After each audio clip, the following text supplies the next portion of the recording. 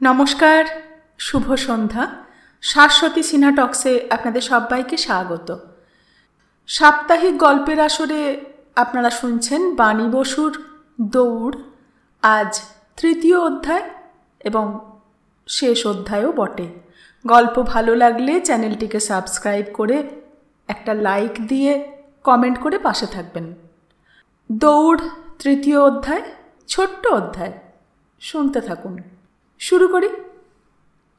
বিলু খুব উত্তেজিতভাবে পায়াচারি করতে করতে বলল, মাও বলল আর তোরাও অমনি যেতে দিলি? Hopeless, pack of fools. একটা মধ্যবয়সী মহিলা জীবনে কোনো দিন নিজের চৌহদ্দির মধ্যে থেকে বেরিয়েছে কিনা সন্দেহ। মাসে একটা দুটো করে চিঠি পাস, ভালো আছি, কিছু হলে খবরের কাগজে বিজ্ঞাপন দিস, বাস। ছি ছি ছি, চিঠিগুলোর পোস্টগুলোর পোস্ট অফিসের ছাপগুলোও তো দেখবি। দেখেছি দেখেছি, রবি বলল। তুই দেখ, এক এক জায়গা থেকে পোস্ট করা। Shyambazar, college street, park circus, Gariahat. দেখ, আমিও তো মোটর বাইক নিয়ে সারা কলকাতা দাপিয়ে বেড়াচ্ছি, দুটো চোখ সব সময়ে খোলা রাখি। কোথাও ভদ্রমহিলার টিকিটিও দেখতে পাই না, অথচ চিঠি আসছে সব কলকাতারই ভিন্ন ভিন্ন পোস্ট অফিস থেকে। স্ট্রেঞ্জ, মানে মা ভদ্রমহিলা স্রেফ ইচ্ছে করে লুকিয়ে আছে বলছিস? আমি যখন ছিলুম না তখন তোরা মাকে কে কি বলেছিস? নিশ্চয়ই মনে খুব কষ্ট পেয়েছে, কিছু একটা করেছিস। বিলুর উত্তেজিত পায়চারি আরও তেজোদ্দীপ্ত হয়ে ওঠে। সে ইজ আ কোয়াইট টাইপ, কিন্তু ভীষণ অভিমানী। অন গড ছোটদা, আমরা কেউ কিছু বলিনি, কিচ্ছু করিনি। তোদের কিছু না করাটাই একটা করা। তোরা মার দিকে কোনো দিন চেয়ে দেখেছিস? সেই কোন ছোটবেলায় বাবা মারা গেল, জ্যাঠা কাকারা নিজেদেরটা গুছিয়ে দূর করে দিল। মুখ বুজে এতগুলো বছর একটা বাচ্চা মেয়ে। উফ, আমি ভাবতে পারছি না কোনো দিন আমরা চেয়ে দেখেছি মা কি খায়, কি পরে, কি করে সময় কাটায়। নিজেদের বন্ধু বান্ধব নিয়েই মত্ত। এখন কি হবে?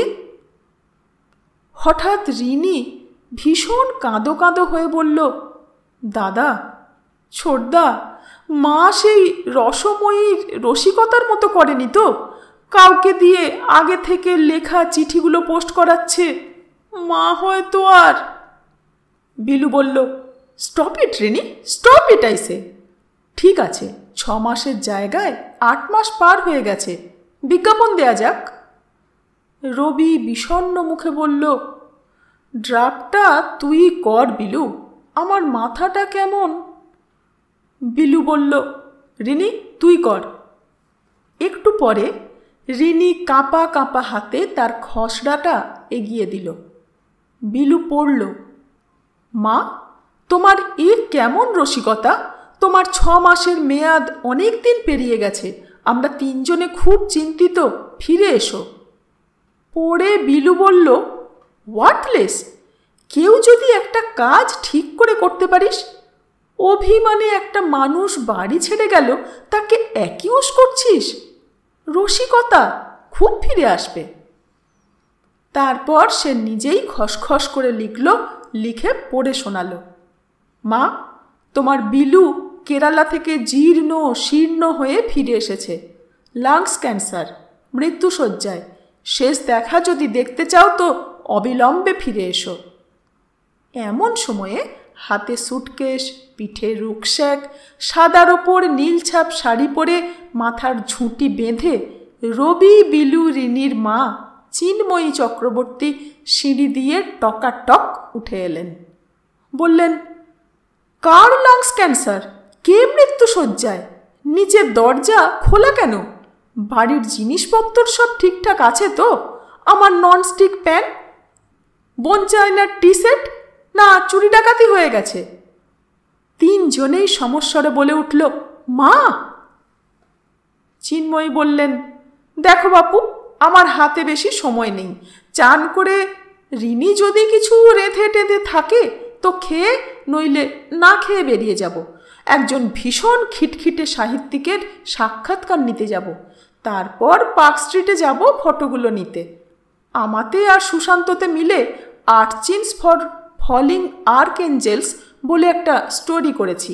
এ ক্লাস ম্যাগাজিনে বেরোচ্ছে। পিক্স মৃন্ময়ী চক্রবর্তী। দেরি হতে পারে, ভেবো না। মা, রবি ভয়ে ভয়ে বলল, সুশান্ত কে? চিন্ময়ী হেসে বললেন, সে এক ভীষণ অশান্ত তালুকদার। আমরা দুজন ফ্রিল্যান্স জার্নালিজম করছি, আসবে এখন চোখ ঘোরাতে ঘোরাতে, দেখিস। বিলু বলল, তুমি সাহিত্যিকের সাক্ষাৎকার নিতে যাবে? স্টোরি করছো? ফ্রিল্যান্স? আর্চিনস? আর কি ব্যাপার বলো তো? রিনি বলল, জানি তোমার আজকাল একটু একা একা লাগতো, তাই বলে এই বয়সে। বলে রিনি হঠাৎ গোঁত্তা খেয়ে খেয়ে থেমে গেল। সে ছুটে এসে মাকে জড়িয়ে ধরে বলল, মা মা, what have you done to yourself? How do you manage to look so young? Bilu আর রবি পরপর বলল, কোথায় গেছিলে? এতদিন কোথায় ছিলে? চিন্ময়ী হেসে বললেন, টাইম মেশিন পড়েছিস? এই জুয়েলসের সেই টাইম মেশিনে চড়েছিলুম। তারপর দীর্ঘ যাত্রা, পেছনে, অনেক পেছনে, আবার সামনে, অনেক সামনে, যাতে তোদের পেতে গিয়ে সময়টা শূন্য হয়েছিল সেটা ঠিকঠাক ভরাট করে আবার তোদের সঙ্গে সমান তালে দৌড়তে পারি। দৌড়। গল্প এখানেই শেষ হলো। ভালো থাকবেন। ধন্যবাদ।